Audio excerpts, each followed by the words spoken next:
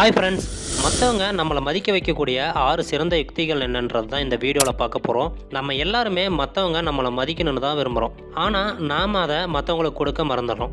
இது 2 பேர்த்துக்குமே இடையில் இருக்கக்கூடிய ஒரு குணம். மற்றவங்களோட மதிப்பு பெறணும்னா பல காரணங்கள் இங்கே இருக்குது. இந்த வீடியோவில் உங்களோட வார்த்தை அப்புறம் செயல் மூலிமா மற்றவங்க உங்களை மதிக்க வைக்கக்கூடிய 6 எளிய வழிகள் என்னன்றது தான் பார்க்க போகிறோம்.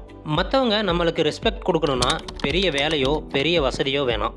ஆனால் ஒரு விஷயம் மட்டும் நம்ம மறந்துடும். அது என்ன தெரியுமா? அது என்னன்னு தெரிஞ்சால் அதை கமெண்ட் பண்ணிவிட்டு நம்ம சேனலை இது வரைக்கும் சப்ஸ்கிரைப் பண்ணாதவங்க தயவு செய்து சப்ஸ்கிரைப் பண்ணிவிட்டு கடைசி வரைக்கும் இந்த வீடியோவை ஸ்கிப் பண்ணாமல் பாருங்கள். ஃபஸ்ட்டு, மற்றவங்கள பேச விட்டு கடைசியாக நீங்கள் பேசுங்க. ஒரு பேச்சுவார்த்தையை ஸ்டார்ட் பண்ணும்போது ஃபஸ்ட்டு நீங்கள் பேச ஆரம்பிக்கக்கூடாது. அதுக்கு பதிலாக மற்றவங்க என்ன பேசுகிறாங்கன்றத முழுமையாக கேட்குறது நல்லது. இது மூலிமா அந்த பேச்சுவார்த்தையில் என்ன நடக்குது அப்படின்றது தெளிவாக புரிஞ்சிக்கலாம். மேலும் அந்த விஷயத்தை ஆழமாக சிந்தித்து செயல்பட நேரமும் கிடைக்கும். நீங்கள் ஒன்றை மட்டும் நல்லா புரிஞ்சுக்கணும். மற்றவங்க சொன்னதை மதித்து அதுக்கு தேவையான முக்கியத்துவத்தை கொடுத்து உங்களோட கருத்தை அமைதியாக சொல்லலாம். கடைசியாக நீங்கள் பேசும்போது அந்த பேச்சுவார்த்தைக்கான மதிப்பையும் சேர்க்கும். சில நேரங்களில் முடிவெடுக்க உதவியாகவும் இருக்கும். 2வது, உங்களை நீங்களே சீரியஸாக பார்க்குறத நிறுத்துங்க. தப்பாக புரிஞ்சிக்காதீங்க. சில நேரங்களில் கொஞ்சம் நேரம் ரெஸ்ட் எடுத்து உங்களை எப்போவுமே சீரியஸாக பார்க்குறத நிறுத்துங்க. வாழ்க்கை ரொம்ப சின்னது.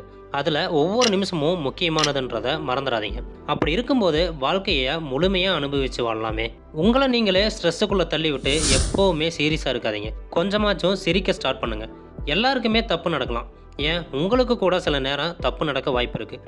நீங்கள் சீரியஸாக சொன்ன விஷயமே கூட காமெடியாக இருக்கலாம். இல்லைன்னா நீங்கள் இப்படி இருக்க காரணம் நீங்கள் சின்ன வயசுலேருந்து கடந்து வந்த ஒரு சம்பவமாக கூட இருக்கலாம். இந்த எல்லா விஷயங்களை விட்டுட்டாலும் கூட நீங்கள் நினைவில் வைக்க வேண்டியது ஒன்று தான். உங்களை நீங்களே ஈஸியாக எடுத்துக்க பழகுங்க. 3வது, நாம் பேசுகிறது மூலயமா அந்த சுச்சுவேஷனை தீமையாக மாற்றக்கூடாது. யாருக்குமே நெகட்டிவ் தாட்ஸ் பேசக்கூடிய நபரோட இருக்க பிடிக்காது. நெகட்டிவ் தாட்ஸ்ன்றது ஒரு வார்த்தையாவோ இல்லை ஒரு சிம்பிள்ஸாவோ இல்லை ஒரு செயல்களாவோ கூட இருக்கலாம். நீங்கள் எப்போவுமே வதந்தியை பேசிக்கிட்டு மற்றவங்களை குறை சொல்லிக்கிட்டு இருந்தீங்கன்னா மற்றவங்க எல்லாமே உங்களை தவிர்க்க தான் முயற்சிப்பாங்க. நீங்கள் சொல்லக்கூடிய விஷயங்களை அவங்க மதிக்கவோ சீரியஸாக எடுத்துக்கவோ மாட்டாங்க. அதனால் நீங்கள் எப்போவுமே சந்தோஷமான அப்புறம் பாசிட்டிவான முறையில் பேசுகிறது நல்லது. உதாரணமாக, நீங்கள் ஒரு கூட்டத்தில் இருக்கீங்கன்னு வச்சுக்கலாம். அந்த கூட்டத்தில் உங்களோட ஃப்ரெண்ட்ஸ் ஒருத்தரோ இல்லை உங்கள் கூட வேலை செய்கிற ஒருத்தரோ அவரோட வேலையை பற்றி ரொம்ப ஸ்ட்ரெஸ்ஸாக இருக்கார். அப்போது அவங்களுக்கான நம்பிக்கையை கொடுத்து அவங்க முயற்சிக்கக்கூடிய விதமான விஷயங்களுக்கு வாய்ப்புகளை கொடுத்து அவங்கள என்கரேஜ் பண்ணலாம். இது மூலிமா நீங்கள் அவரோட மனநிலைமையை நெகட்டிவ் தாட்ஸில் இருந்து அவரை சந்தோஷமான மனநிலைமைக்கு கொண்டு போக முடியும். இதுவே அவர்கிட்ட இருந்தோம் அந்த கூட்டத்தில் இருந்த மற்றவங்ககிட்ட இருந்தோம் ஒரு மதிப்பை கிரியேட் பண்ணும். 4வது, நீங்கள் பேசக்கூடிய வார்த்தைகளும் நீங்கள் செய்யக்கூடிய செயலும் ஒன்றோட ஒன்று பொருந்திருக்கணும். நீங்கள் ஏதாவது சொன்னதுக்கப்புறம் நீங்கள் செய்யக்கூடிய செயலும் நீங்கள் சொன்னக்கூடிய சொல்லும் 2ம் ஒரே மாதிரி இருக்கணும். உதாரணமாக, நீங்கள் உங்கள் ஃப்ரெண்ட்ஸுக்கிட்ட நான் ஜங்க் ஃபுட் சாப்பிட்றதே இல்லை, நான் ஒழுங்காக காய்கறி தான் சாப்பிட்றேன்னு சொல்கிறதா வச்சுக்கோங்களேன்.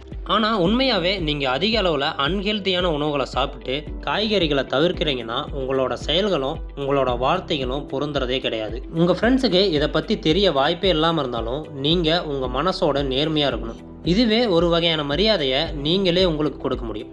இதுவே மற்றவங்க நம்ம மேலே வச்ச மதிப்பை காப்பாற்றுவதற்கான ஒரு விஷயமாகவும் இருக்கும். 5வது, தேவைப்படும் போது நல்ல உதவியாளராக இருக்கணும். யாருக்காவது உதவி தேவைப்படும் போது அவங்களுக்கு உதவி செய்கிறது மூலயமா ஒரு மரியாதையை கிரியேட் பண்ணும். சில நேரங்களில் யாராவது கஷ்டப்பட்டுட்டு இருக்கிறத நீங்கள் பார்த்துருக்கலாம். அப்போ அவங்களுக்கு நீங்கள் உதவி செய்யலாம். உதாரணமாக, யாருக்காவது ரோட் கிராஸ் பண்ணி விடுறது, இல்லைன்னா பண உதவி தேவைப்படுறப்போ ஒருத்தருக்கு பணம் கொடுத்து உதவுறது, இப்படிலாம் இருக்கலாம். இதுக்கு அப்பாற்பட்ட பல விஷயங்களும் இருக்குது. உதவி செய்யவும் நல்ல உதவியாளராகவும் இருக்கணும். 6வது, உங்களுக்கு தெரியாத விஷயங்களை ஒத்துக்கோங்க. இங்கே எல்லாருக்குமே எல்லா விஷயமும் தெரியாது. சில விஷயங்கள் உங்களோட எக்ஸ்பீரியன்ஸுக்கும் உங்களோட திறமைக்கும் உட்பட்டதாக இருக்கலாம்.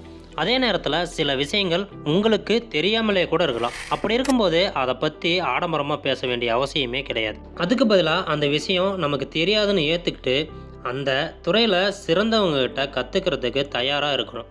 இதனால் நாம் நம்மளையே ஒரு நல்ல மனிதராக உருவாக்கிக்க முடியும். இது நம்மளோட அறிவையும் மேம்படுத்தும். இது மற்றவங்ககிட்ட இருந்து நமக்கு நல்ல மரியாதையையும் கிரியேட் பண்ணி கொடுக்கும். இந்த மாதிரியான உங்கள் வாழ்க்கையை மாற்றக்கூடிய வீடியோக்கள் நம்ம மைண்ட் யுவர் லைஃப் சேனலில் தொடர்ந்து வந்துக்கிட்டே இருக்கும். அதுக்கு நம்ம சேனலை சப்ஸ்கிரைப் பண்ணுங்கள், லைக் பண்ணுங்கள், ஷேர் பண்ணுங்கள்.